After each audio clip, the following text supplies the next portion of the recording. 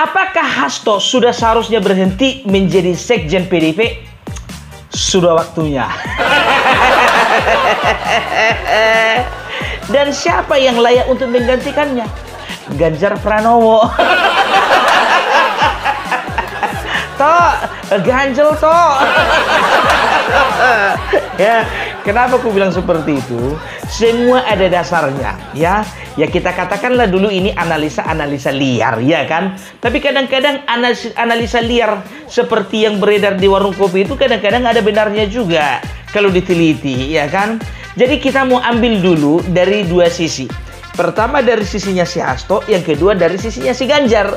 Dari sisi Harto, ya. Si Harto, si Hasto, ya kan?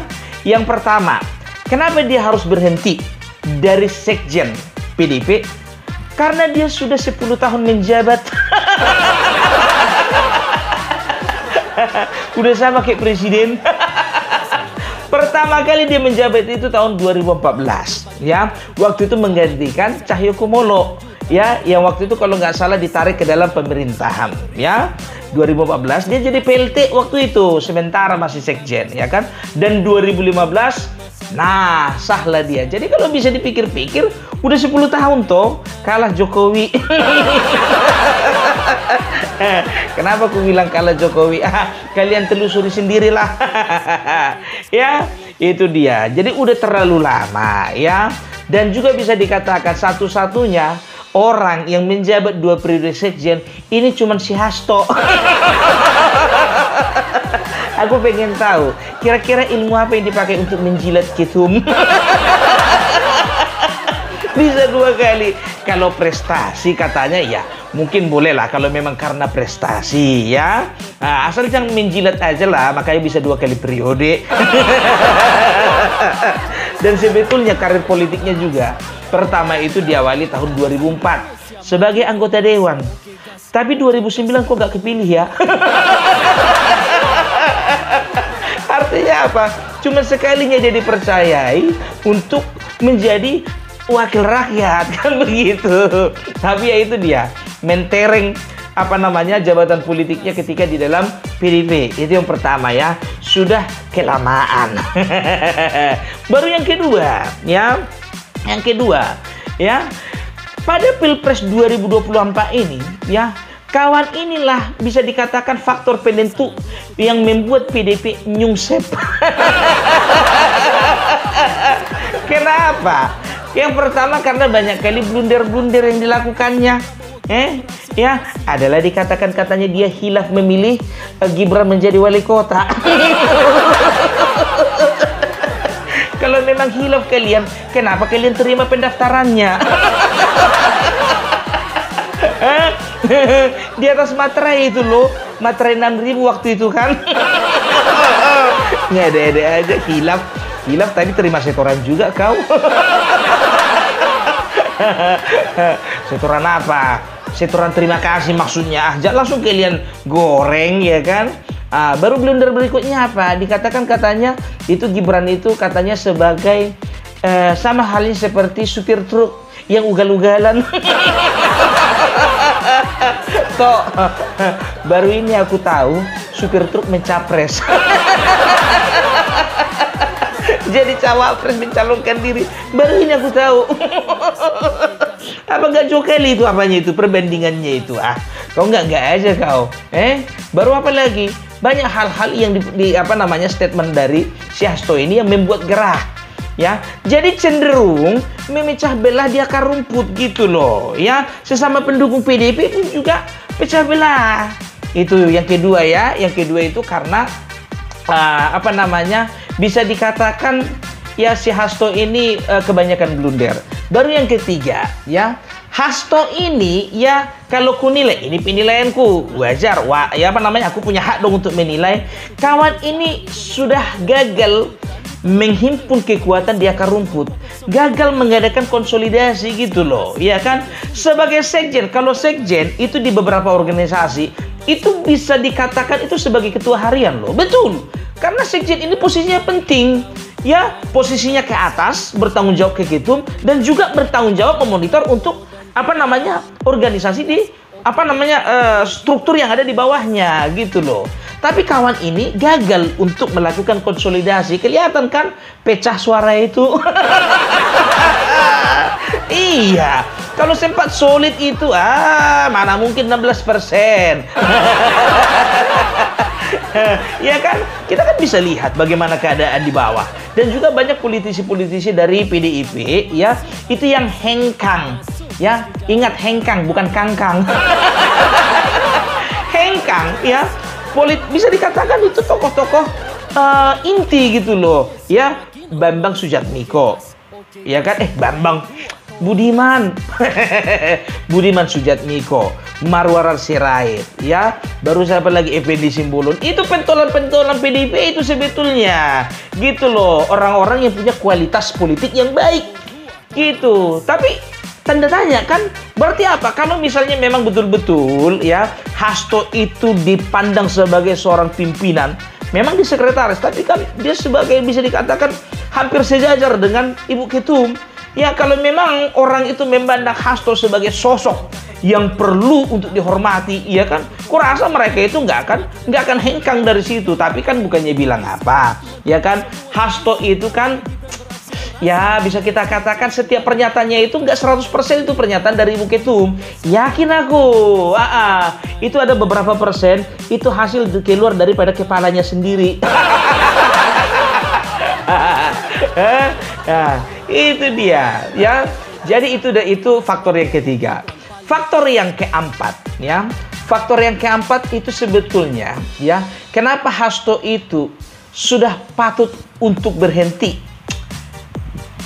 dan juga harus digantikan sama yang namanya Ganjar, karena memang seharusnya dan mau tidak mau ya Hasto itu layak untuk ditumbalkan. Karena apa? Dia sumber kegagalan dari capres yang diusung PDIP. Iyalah, salah satu sumber, nggak semuanya gitu loh. Faktor pendukung kehancuran. Ya, iya.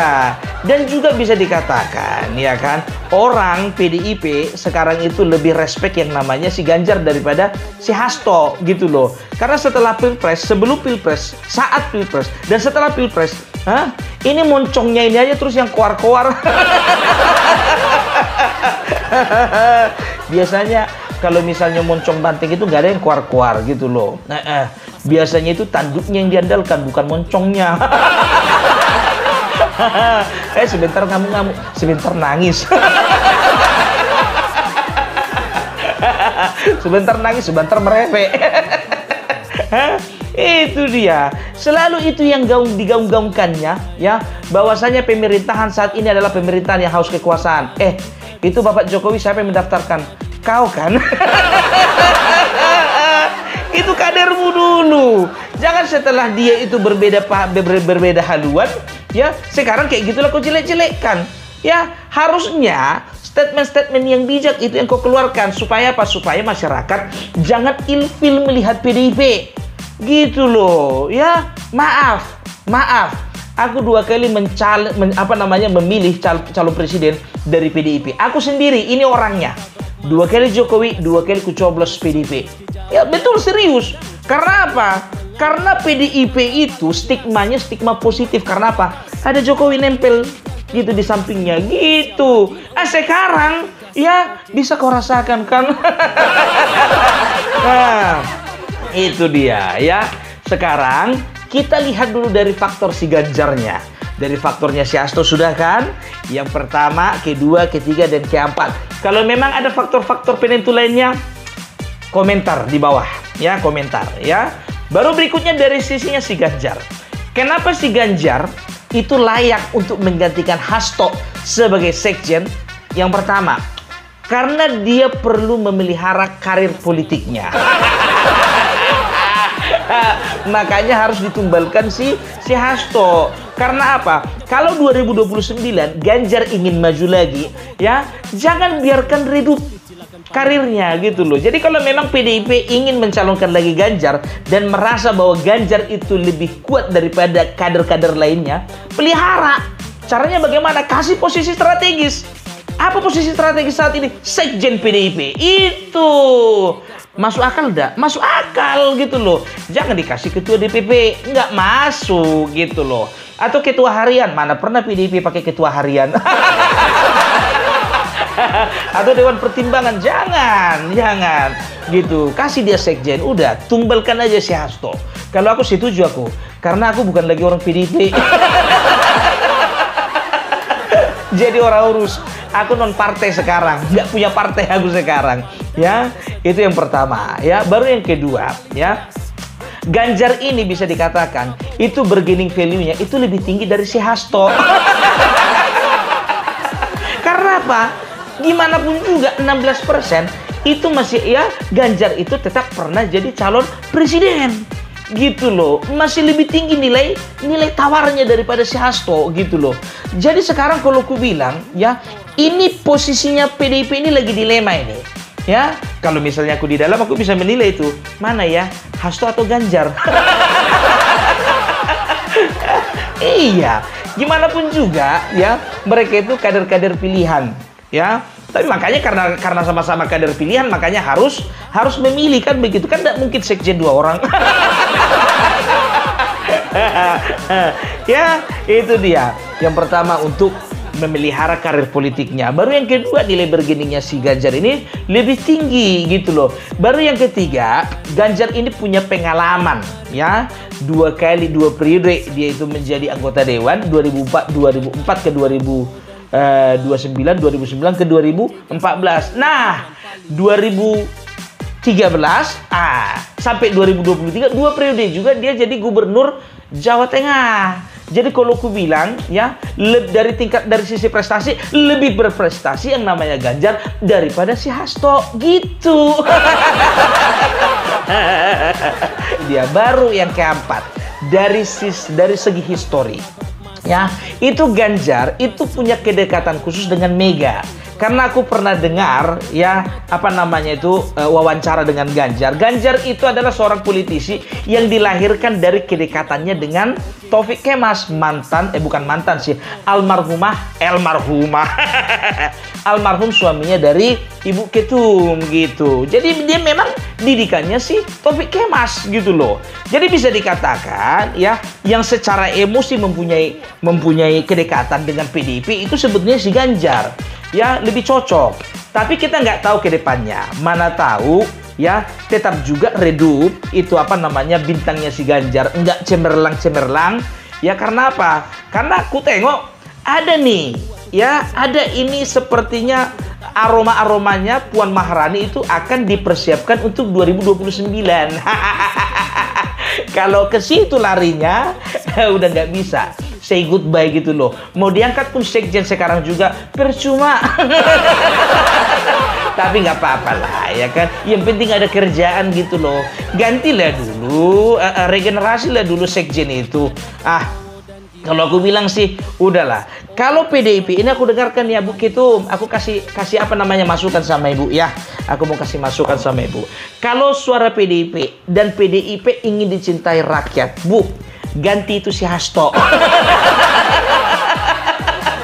Serius Bu, ganti Bu, ya, bikin warna baru gitu loh, ya. Jadi itulah analisa liar, kalau ku bilang itu opini liar lah ya.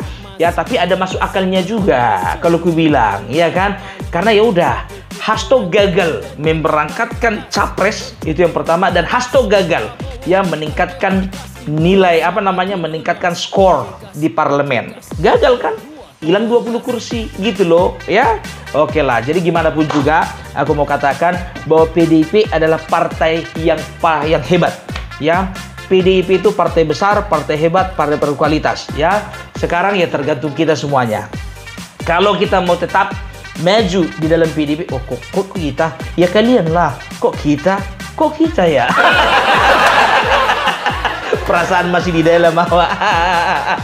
Ya, kalau kalian mau maju, ya, dengarkan kata-kata Opung Parbelak. Dan Opung Parbelak yakin Opung Parbelak bukan satu-satunya yang punya opini seperti yang dulu ya. Opung Parbelak undur diri dulu ya. NKRI harga mati, Prabowo Gibran tetap di hati. Oke, Indonesia Emas 2045. Dan jangan lupa dukung timnas Indonesia U23. Yes, yes, yes.